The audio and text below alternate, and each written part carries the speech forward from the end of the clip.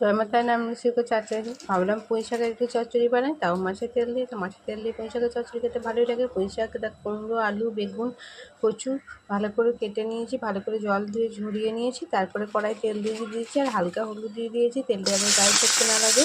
তারপর পুঁই শাকগুলো দিয়ে ভালো করে নাড়াচাড়া করে ভেজে নেব। তাতে নুন হলুদ দিয়ে ভালো করে কষিয়ে নেব। আর দিয়ে দেবো সর্ষে বাটা, আদা বাটা, কাঁচা লঙ্কা বাটা।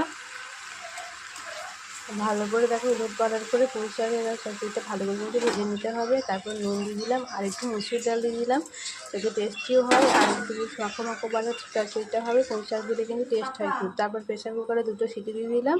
তারপরে দেখো মাছের একটা আগে থেকে ভেজে নিয়ে নিচ্ছিলাম। তারপর 5 ফোড়ন, তেজপাতা আর ফোড়ন দিয়ে, তারপরে